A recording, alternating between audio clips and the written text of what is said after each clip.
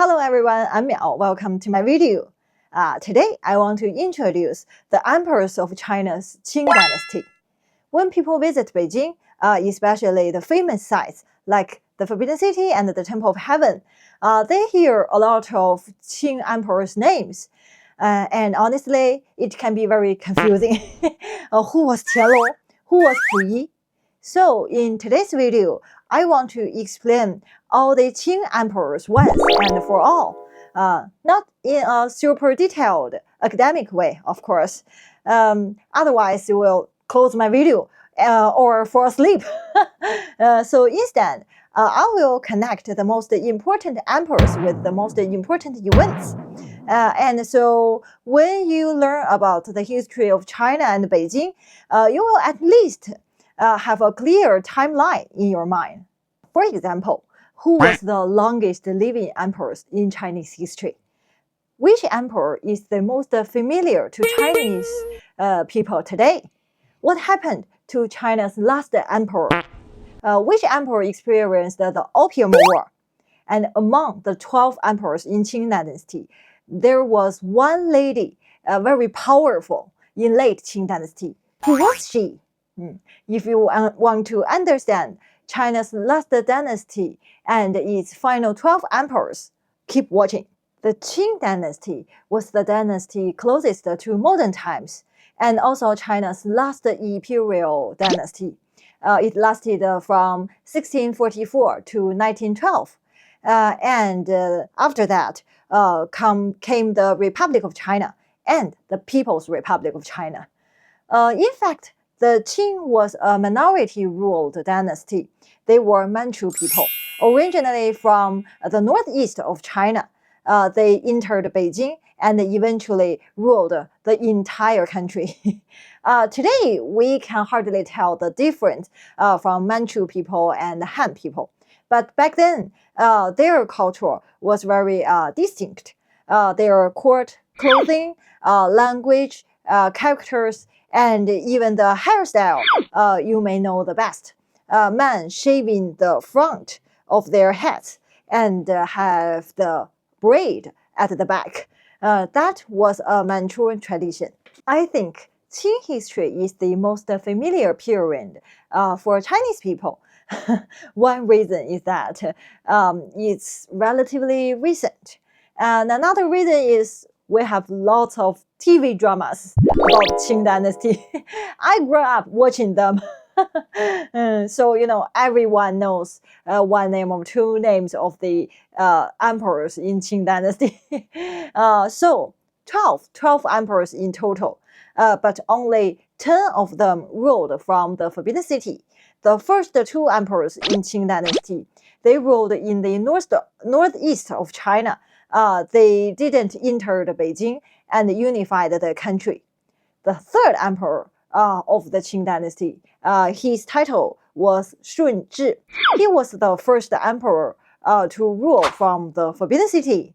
But one thing is very important. The Forbidden City wasn't built by him. The Forbidden City was built in 1420 during Ming Dynasty, one dynasty before Qing Dynasty.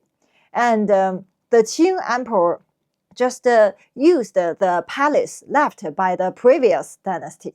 Shunzhi was only 6 years old when he entered Beijing. So in reality, technically, the real military achievement belonged to his uncle, a powerful prince who led the army into the capital. There's a famous story about Shunzhi. And it's almost in every TV drama I saw. That is sad because Shunzhi's favorite concubine died. So he was so heartbroken. He finally became a monk. But according to official history, he died of smallpox at the age of 24, a very young age. But after he died, a very important figure entered the stage. An emperor often called one of the greatest emperors in Chinese history. He marked the beginning of the Qing Dynasty's golden age. the emperor was Kangxi, Shunzhi's son. Kangxi also became emperor at his 6 years old, of course because his father died very young. Kangxi was extremely important, both militarily and administratively. The real rise of Qing Dynasty began with him. In Chinese history textbook, what I learned, there were 3 generations of emperors. Kangxi, his son, and his grandson created the peak of Qing Dynasty. Kangxi ruled for 61 years, marking him the longest reigning emperor in Chinese history. He unified Taiwan, Mongolia, and Tibet. By this time, Western missionaries had already arrived in China. So Kangxi, my cat, Kangxi worked closely with these missionaries, learning mathematically, astronomy, and cartography from them.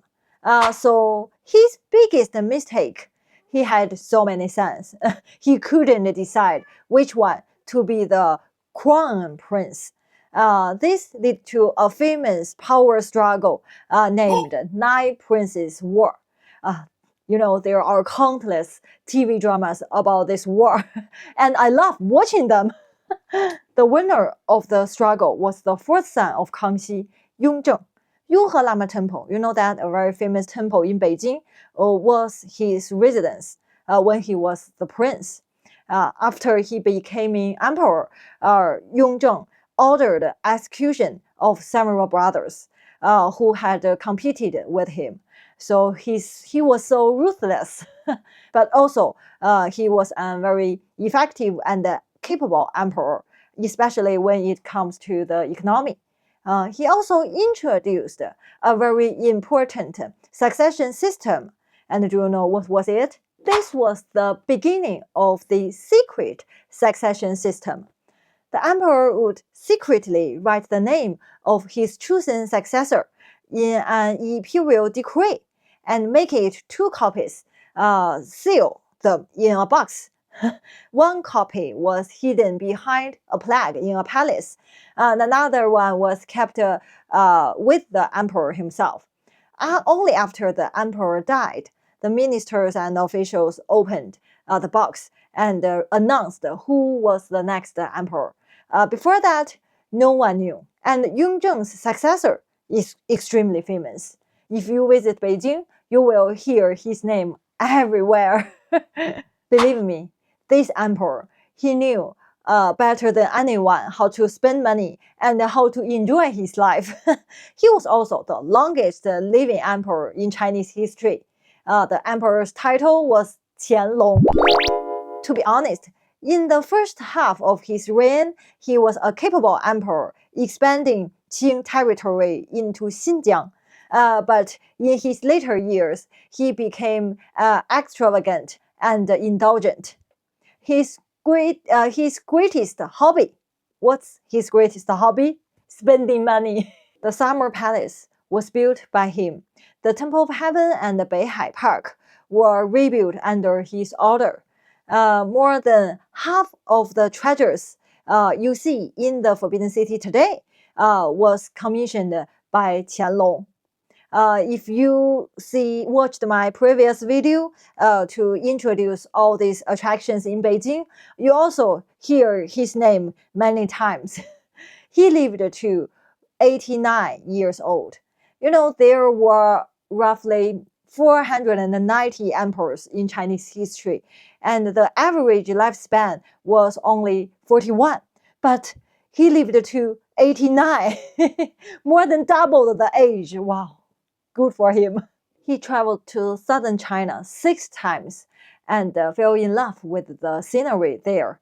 That's why many TV dramas turn his southern tours into romantic stories. So yeah, I watched a lot of TV dramas about him, about his travel tours to the Jiangnan and the Hangzhou area of China, the southern area. Yes, just like I said, he was the most famous emperor in China's history, and he expanded China's territory and brought the prosperity to his dynasty. But one thing, yeah, he made a big mistake. He was also the one who closing off the trade with the rest of the world and closed the door to the rest of the world, which backfired a lot and kicking off a very dark period in my country. Why I say that? Because during his reign, during this Emperor Qianlong's reign, China's first time official meeting with Britain, the British King George III set a mission to China. The British mission, met Qianlong on his 80th birthday. They brought a lot of gifts, including scientific instruments and machineries, and a lot of things that showcase the advancement of Europe at that time. But our Emperor Qianlong was totally unaware of the disparity between China and Europe, rejected all the requests from this mission, and declaring that the celestial emperor possesses things in abundance and lack nothing. Qianlong treated Britain merely as another distant tributary state. But only after 40 years, he passed away. Chinese doors were forced opened by British Army. And next, Qianlong's son was not very memorable. I had not much thing to say. But after Qianlong's son, the next emperor, Dao Guang, I'd like to say something about him. During his reign, the first Opium War was broke out. It's about 1840, and China was forced to cede Hong Kong Island to Britain. And one decision he made actually changed the course of Chinese history.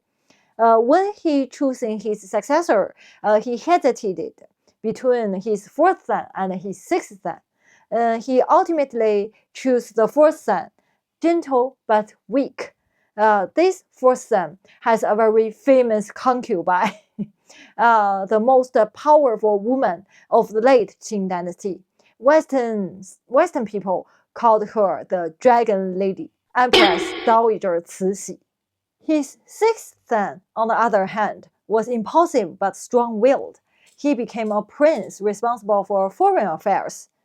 But if he had become emperor, Cixi would never have ruled, and Chinese history turned out completely differently. But I know there's no if. Okay, let's talk about the fourth son, Xianfeng, his title when he became the emperor. Gentle but weak, as I said. So during his reign, the Second Opium War was broke out. It's about 1860. British and French allies occupied Beijing and burned down the old summer palace and the summer palace. But where is Xianfeng? Where is our emperor? He fled to the Mount Resort in Chengde and later died there. Xianfeng had only one son, also the Dragon Lady's son, who was just 4 years old. But this child became the next emperor. His title was Tongzhi, marking the beginning of Cixi's 48 years of behind-the-scenes rule, known as the power behind the curtain. Tongzhi was very unfortunate. He died of smallpox at 19 years old, even younger age than the third emperor of Qing Dynasty, remember? So later, Cixi chose another child from royal family, became the new emperor. Because Tongzhi died at a very early age, so he had no son. So Cixi, the Dragon Lady, had to choose another child. But why? Why child? Of course, obviously, because he chose a child so he could continue holding the power. So the child, only 6 years old, became the next emperor. His title was Guangxu. Cixi and his new emperor spent most of their lives in the summer palace. Yes, it was destroyed by the British and the French ally, but Cixi rebuilt it into what you see today. So this is the only royal gardens remains in Beijing. There is even a place in the summer palace we called Emperor Guangxu's prison. So Guangxu was imprisoned. Do you know why? In 1898, Guangxu was 28 years old. He tried to implement political reform inspired by the scholars who had studied abroad. He wanted to transform China into a constitutional monarchy, limiting the imperial power. But of course, this reform threatened too many interests. So only 103 days, the reform failed. The Dragon Lady was furious about this reform. She executed the scholars and put Guangxu into prison in the summer palace for 10 years. During this time, in 1900, the Eight Nations ally occupied Beijing. Cixi fled to Xi'an with Guangxu. Only after China paid the massive reparations, Cixi, the Dragon Lady, returned to Beijing a year later. The day before her death, Cixi appointed the final Qing emperor, also the last emperor in Chinese history, Puyi. I think many of you might be heard of this name. There is a very famous movie, The Last Emperor, filmed by the Italian director, won 9 Oscars. That's the story of our last emperor, Puyi. But when he became the emperor, he was only 3 years old. Yes, 3 years old, became the new emperor. And 3 years later, he abdicated the throne.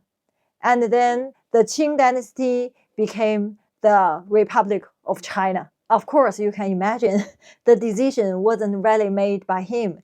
He was only 6 years old. He knew nothing.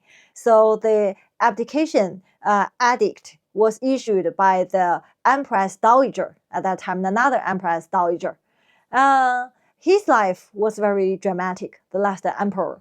You know, he spent another 12 years in the Forbidden City after he abdicated the throne. From his 6 years old to 18 years old, he was kept inside the Forbidden City, only in the inner court.